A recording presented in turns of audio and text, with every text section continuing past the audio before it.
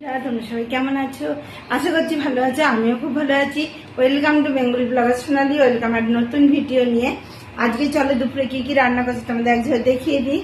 আর ভাত হয়ে গেছে আমার এখানে। অনেকদিন পর ছোলার ডাল দিয়ে বাঁধাকপি দিয়ে করছি। বাঁধাকপি দিয়ে ডালটা আমার সিদ্ধ হয়ে গেছে মশলাপাতি দিয়ে। এবার শুধু ফোড়ন দেবো। ফোড়নে নিয়ে নিয়েছি শুকনো লঙ্কা আর একটু নেবো কালো জিরে দিয়ে ডালটাকে দিয়ে দেবো। বন্ধুরা, এই যে বাঁধাকপি দিয়ে ছোলার ডাল সিদ্ধ আমার হয়ে গেছে। এর মধ্যে দিয়েছি নুন, হলুদ, জিরে গুঁড়ো, ধনে গুঁড়ো, লঙ্কার গুঁড়ো সব দিয়ে দিয়েছি। আর এখানে ফোড়নের জন্য দেখো শুকনো লঙ্কা আর কালো জিরে। আর এখানে মাছের ডিম এনেছিলাম, বর্ষা না পড়তে পড়তেই মাছের ডিম পেয়েছি। মাছের ডিম দিয়ে এনেছি, মাছের ডিম দিয়ে আলু দিয়ে পেঁয়াজ রসুন দিয়ে তরকারি হবে। আর এখানে দেখো বিট এনেছিলাম, যে আমার দিদিভাই তুলে দিয়েছিল বিট। বিট দিয়ে ভাজা করবো আজকে। আর এখানে দেখো কয়েকটা বেগুনও ভাজবো। আর এখানে নিয়ে নিয়েছি লাউ শাক, বেগুন, কুমড়ো, আলু, এই দিয়ে একটা তরকারি টাইপের হবে। কড়াইতে আমি ডাল দিয়ে দিয়েছি। এবার ডালটা ফুটে ওঠার পালা। ফুটে একটু মাখা মাখা হবে, তারপরে কিন্তু আমি ঢেলে নেবো। এইটা দিয়ে, এটা অনেকদিন পর খাচ্ছি, এটা শীতকালেরই করার কথা। এটা দিয়ে কিন্তু রুটি বলো, লুচি বলো, পরোটা বলো, ভাত বলো, সব কিছুর সঙ্গে কিন্তু খুব ভালো লাগে।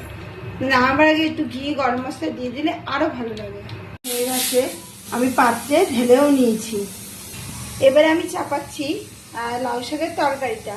দেখো এখানে বড়ি ভেজে রেখেছি, আর এখানে মুগ ডাল ভাজা দিয়ে লাউ শাকের তরকারি খেতে কিন্তু বেশ লাগে। তোমরাও খেয়ে দেখবে, খেতে কিন্তু খুবই ভালো লাগে।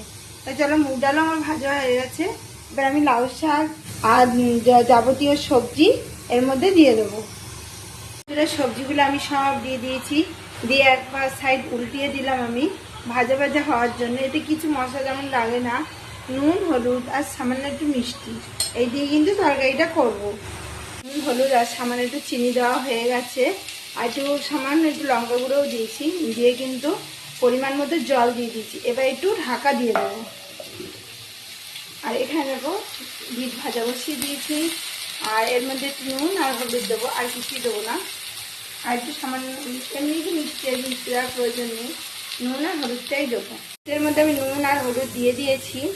আর বিট ভাজা কুটুম বাড়িতে খেয়ে এসেছিলাম, খেতে বেশ ভালো লেগেছিল। কেন ভাবলাম আমিও একটু ঘরে বানিয়ে খেয়ে দেখি যে কেমন লাগে আমার বিট ভাজাটা। ভালো করে ভেজে নিই, তারপর আবার দেখা হচ্ছে। শাকের এই লাউ শাকের তরকারি আমার হয়ে গেছে। আর এখানে দেখো বিট ভাজা করেছি। আর এখানে দেখো বেগুন ভাজা। আর ছোলার ডাল তো হয়েই গেছে। আর এখানে আলু পেঁয়াজ দিয়ে গোটা দিয়ে ফোড়ন দিয়ে চাপিয়ে দিয়েছি। আর এখানে দেখো মাছের ডিমের বড়া ভাজা রয়েছে। এটা কষিয়ে নেবো ভালো করে। এখানে রসুন বাটা রয়েছে, এর মধ্যে মশলা নিয়ে নেবো। আর এখানে পেঁয়াজ আর আলু একসাথে দিয়ে দিয়েছি। ভাজা হয়ে গেছে, টাইমের মধ্যে মশলাগুলো দিয়ে দিলাম। রসুন বাটা, জিরে গুঁড়ো, ধনে গুঁড়ো, লঙ্কার গুঁড়ো, নুন আর হলুদ সব দিয়ে একবারে মশলার পেস্টটা বানিয়ে আমি আলু পেঁয়াজের মধ্যে দিয়ে দিয়েছি। এটা এবার বেশ কিছুক্ষণ ধরে কষিয়ে নেবো। তারপরে কিন্তু ডিমগুলো দিয়ে আবার কষিয়ে পরিমাণ মতো জল দিয়ে দেবো।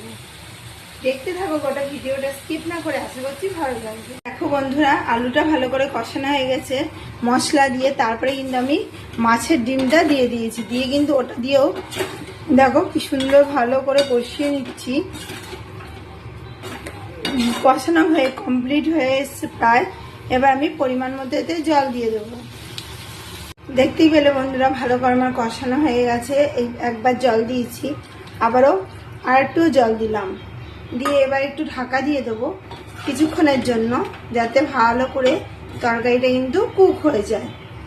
ঝোলও থাকবে আর অল্প অল্প মাখা মাখাও হবে। এবার আমি একটু ঢাকা দিয়ে দেবো। কিছুক্ষণ পর আবার আসছি। মাছের ডিমের বড়া দিয়ে যে তরকারিটা বানিয়েছি ঝোলটা, সেটা কালারটা দেখো খুব সুন্দর এসছে। আর সবগুলো ডিম দিয়েই বানিয়ে ফেললাম, থাকলে থাকবে একটু। কেমন হয়েছে কমেন্টে জানাতে ভুলো না। পুরে কি কি রান্না করলাম তোমাদেরকে দেখালাম। তো বন্ধুরা, আজকের মতো ভিডিও আমি এখানেই রাখছি। আমার ভিডিও যদি ভালো লেগে থাকে অবশ্যই চ্যানেলটা সাবস্ক্রাইব করবে, লাইক কমেন্ট শেয়ার করতে ভুলো না। বাই।